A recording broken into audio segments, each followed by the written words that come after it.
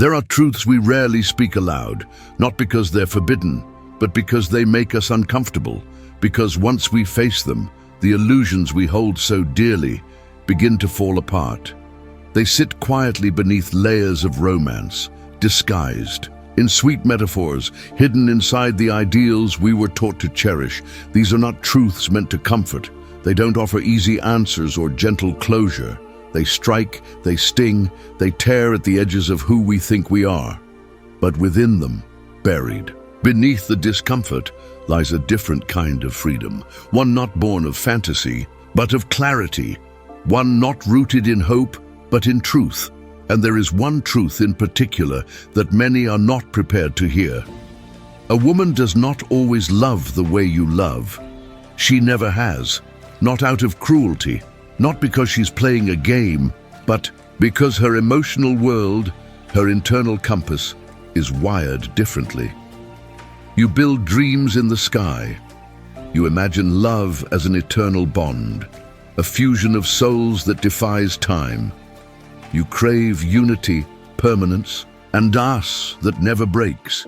You give with a full heart, expecting the same in return. Meanwhile, she may love from a place older than words, a place shaped not just by desire, but by instinct, by survival, by the silent architecture of biology. Her love may be warm, nurturing, even overwhelming, but it often evaluates, selects, adapts. It is shaped by context, by timing, by how safe she feels, how aligned your value is in the world she moves in. But no one ever told you that. They didn't explain the quiet calculus. They didn't tell you that love, real love, is rarely unconditional and almost never symmetrical. Instead, from a young age, you were handed stories that painted love as a fairy tale, stories where the prince who gives his all is always rewarded with devotion, where tears mean depth and sacrifice is noble, where showing up, staying loyal, being everything is enough. But they left out the most important part, that the kind of love you were taught to expect, the kind that gives back exactly what you give, that mirrors your every emotional gesture, is not always the love that others are capable of offering. And so you gave. You gave your time, you gave your energy, you gave your loyalty, your passion, your vulnerability, not to manipulate, not to impress, but because you believed love meant giving everything. And when it wasn't enough, when she grew cold or distant or seemed to drift away without warning, it shattered you, not just because she left, but because the entire framework you had built your world on collapsed. You thought love was a contract, that if you fulfilled your part with everything you had, the other person would fulfill theirs. But the truth is, you were writing a story she was never part of. Not in the same way, not with the same pen. And now you're left with a silence that feels louder than any goodbye, a confusion that cuts deeper than heartbreak, because you don't understand what went wrong. You were loyal, you were present, you gave everything, and still it wasn't enough. But what if it was never about being enough? What if you were simply misled? Not by her, but by the world that told you love works the same for everyone. What if this isn't about blame, but about awakening? Arthur Schopenhauer once said, without the flowery distractions of poets or novelists, that romantic love is, more often than not, a mirage, a mechanism of nature dressed up as destiny, not a conscious lie, but a deeply embedded illusion. He didn't say it to breed cynicism, but to free the mind. He pointed out that attraction and love, especially as expressed by women, are often guided by evolutionary forces, seeking protection, security, and potential. Not always through deliberate choice, but through silent programming. And many men never hear this. They keep operating under the belief that if they just love hard enough, stay long enough, prove themselves deep enough, it will be returned. But what they don't realize is that love, real love, has rules they were never taught. It doesn't always answer depth with depth. It doesn't always reward loyalty with loyalty. And it doesn't always stay, even when you do everything right. The pain you feel isn't just heartbreak, it's betrayal, not by her, but by the stories you were told. It's the realization that love, as you understood it, was built on foundations that were never stable. But in that collapse, there is a new beginning. If you've felt this pain, if you've been there, then maybe now you're ready. Ready to let go of the fairy tale. Ready to stop idealizing love as a perfect mirror. Ready to stop expecting others to love you the way you love them, not because love is fake, but because love is different, because clarity hurts, but confusion destroys. And once you see clearly, something powerful happens. You stop begging for closure. You stop trying to rewrite someone else's story to match yours. You stop giving away your soul in exchange for maybe. Instead, you begin to stand, not bitter, not broken, but awake. You begin to write a new story, one grounded in truth, not fantasy, one where love, if it comes, is welcomed, but not worshipped, where your worth isn't measured by who stays, but by how deeply you know yourself, with or without anyone else. And when you finally stop waiting for the return of something that was never coming back, you begin to come home. To yourself, Schopenhauer offered a view of love stripped of romantic idealism. To him, what we often call love isn't a spiritual union, but a biological strategy, an evolutionary mechanism shaped over millennia. A man may enter into love with sincerity, seeing it as the path to unity and emotional truth. But what he idealizes may not be mirrored in the same way from the other side. While he envisions permanence, depth, and devotion, what he may actually be participating in is a process designed not for romance, but for survival. This isn't a criticism of women. It's not about blame or malice, but an attempt to understand a structural difference in how love is often experienced and expressed across genders. While a man may pour his heart into the idea of forever, she may, often without even realizing it, be scanning for qualities tied to stability, protection, and future potential. Not because she's calculating, not because she's cruel, but because nature designed her that way. Through instinct, not intention.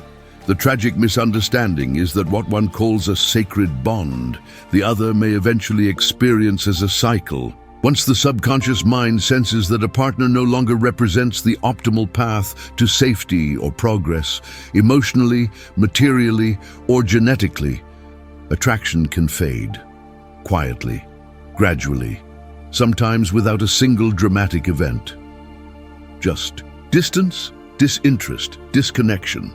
It feels inexplicable to the one left behind, who had invested not only love, but identity into the relationship. He finds himself asking what went wrong, when from her perspective nothing did. It simply ran its course, and this is where the real pain begins. He believes he failed. He tries harder, more messages, more gestures, more attempts to revive what feels sacred, but nothing works. Because what he thought was a permanent connection may have been, through the lens of evolutionary instinct, a provisional one, contingent on variables he didn't even know were being measured. He assumed love was unconditional, but perhaps it was conditional all along, shaped by unconscious signals of strength, potential, and safety. This realization, when it hits, can feel like a personal collapse. Many men, upon reaching this point, break. Some become cynical, others retreat completely. A few begin to see women not as individuals, but as threats, projecting their pain outward instead of understanding what truly happened. But that was never Schopenhauer's suggestion. He didn't ask men to stop loving. He asked them to start seeing, to stop projecting idealism onto systems that operate with different rules. To recognize that what you define as love may not carry the same definition in someone else's biology. Once this veil lifts, it cannot be unseen.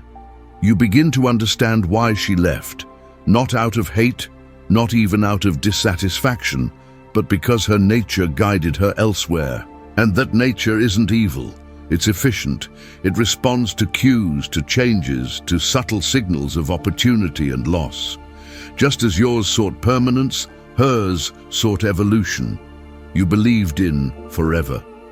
She followed a rhythm coded into her instincts. You feel betrayed, but in truth, she was simply being what nature shaped her to be. That doesn't make you weak, nor does it make her cruel. It makes both of you human. Bound by forces older than civilization itself, you stepped into a story with one script, not realizing another was being followed beside you, and in that dissonance, heartbreak was born. But this pain, as sharp as it is, carries the potential for clarity. Once the romantic fog lifts, you begin to rebuild not in bitterness, but in truth. You learn to love without illusion, to connect with others without surrendering your sense of self to fantasies. You stop looking for eternal guarantees and begin looking for shared awareness, not a bond rooted in expectation, but in mutual presence. You did not lose because you were unworthy. You lost because you didn't yet understand the game. Now you do. And in that awareness, you finally begin to see, not just her, but yourself. How can someone say they love you one day and then behave like a stranger the next? It's a question that stings because often we still see love as a straight line, something that, once born, must always grow. We don't realize that for her, love isn't static, it's dynamic, flexible, shaped by forces beyond our control. Forces we can't always see or understand. This realization can be jarring, especially when you're still trying to revive something that no longer exists. So you crawl, you beg, you cry, you become a shadow of who you were, trying to reignite what you thought was eternal. But the more you lower yourself, the more you disappear. And in the process, she sees less of you because she doesn't respond to your pain. She responds to your position. When your position shifts into desperation, submission, and neediness, it loses the value her instincts seek. And in this quiet, invisible process, you lose more than just a woman. You lose your center, your dignity, your direction. Everything you once anchored yourself to in her starts to slip away, leaving you adrift. Your sense of purpose, your motivation, and your emotional identity, all of it became entangled in a story that wasn't designed to last. And when she's gone, you find yourself asking, who am I now? This is where the real fall begins, not with the breakup itself, but with the painful realization that you abandoned yourself within that relationship. You made her the center of your world, and in doing so, you lost sight of who you truly are. The bitter truth is, you can't even hate her, because deep down, you know that she didn't create this false narrative. You did. You projected it, you dreamed it. And now, pain teaches you with ruthless clarity. The price of idealizing without understanding is the loss of yourself. The collapse isn't just about heartbreak, it's existential. The future you envisioned crumbles, the illusion you nurtured disappears, and you're left standing in the ruins of your own identity. It wasn't betrayal that shattered you. It was your choice to pour your soul into something that was never meant to be permanent. You expected forever, in a system designed to be adaptive, temporary, and utilitarian. Schopenhauer didn't share this to break you, but to wake you. As long as you believe that devotion guarantees eternal love, you'll be destroyed by a logic that was never yours to begin with. Too many men never recover. They stay trapped in a shattered narrative, repeating the cycle, hoping that this time will be different. But nothing changes because it's not her who must change. It's your perception, your understanding, your mental framework. And for that, you must face a brutal truth. You allowed it, not as a guilt, but as the key. You gave everything without requiring real reciprocity. You shifted your direction to fit hers. You stopped building your own kingdom to invest in hers. You believed that love meant pain, that persistence was noble, that giving up was cowardice. But the real cowardice is continuing to feed an illusion that's killing your soul. When you say, "I allowed it," you're not condemning yourself, you're reclaiming your power. Because if you were the one who betrayed yourself, you can also be the one to save yourself. You can stop idealizing. You can stop seeking validation from someone who doesn't see you as an equal. You can start looking at yourself with the same intensity you once looked at her, not to harden, but to awaken. Because deep down, you don't want revenge. You don't want punishment. What you truly want is clarity. And that clarity comes when you stop searching for answers in her absence and begin searching for the reason why you gave so much without boundaries. When you understand that the pain you feel isn't just from her absence, it's from the abandonment of yourself. That man you see in the shattered mirror, the one who no longer knows who he is, wasn't born from her actions. He was born the day you stopped respecting yourself. The day you decided she was worth more than your peace, your purpose, your vital energy. The only way out of that abyss isn't through more romance, more hope, or blind faith. It's through truth, a truth that may burn your eyes, but finally lets you see. As long as you remain sedated by the narrative you've been fed, you'll continue begging for crumbs, thinking it's love. But that's not love, that's dependency. And dependency destroys more souls than rejection ever could. Then comes the day when you can no longer lie to yourself. The day when something inside you breaks so violently that no sweet words or nostalgic memories can hold it together. That's the day you look the illusion straight in the eye and realize it wasn't her who destroyed you. It was you for dreaming with someone who was never dreaming the same dream. Schopenhauer didn't give you a blueprint for hatred. He offered you a mirror, one that not everyone dares to face, because what it reflects is not her. It's you, your need to idealize, your desperation to be loved, your chosen blindness. And if you can hold that gaze without flinching, without justifying, without fleeing, something shifts, something deep, something no one can ever take from you again. That's real freedom, not the freedom you scream to convince yourself you're fine, not the freedom you pretend in front of others, but the freedom that emerges when you accept that your worth isn't defined by whether or not she chooses you, loves you, or validates you. Your purpose cannot depend on someone else's fluctuating desire. You didn't come into this world to orbit her. You came to build your own center, your own kingdom. And if a woman walks beside you on that path, let it be out of mutual respect, shared vision, and awareness. Not because you need her to save you from yourself. The difference is everything. When you stop idealizing, you stop begging, you stop shrinking yourself to fit, you stop negotiating with your essence just to be accepted. And finally, you reclaim something you had given away without realizing. Your vital energy, your presence, your clean, undiluted masculinity, your purpose free from need. That transformation doesn't require vengeance. It doesn't require resentment. It requires truth, the kind of truth that tells you that you are not here to be loved as a fantasy, but to be respected for who you truly are. And if they don't see you, if they don't value you, you must have the courage to walk away. Not out of anger, but out of dignity. Because you are not a stepping stone. You are not a phase. You are not a resource. You are an end in yourself. A man who walks firmly, even if he walks alone. And that choice, though painful at first, is the line that separates the conscious man from the emotional child who still hopes to be loved like in fairy tales. Illusion doesn't die on its own. It dies when you choose to let it go, when you name it, understand it, release it, and then your true self emerges. Not the one who chased validation, not the one who gave blindly, but the one who will never again sacrifice his soul for a story written by someone else. Now you know. And with that knowing, you can't go back. You can't keep believing what you've already seen collapse. You can't betray yourself by chasing a fantasy that has already shown you its teeth. Love is not your enemy. Women are not your enemy.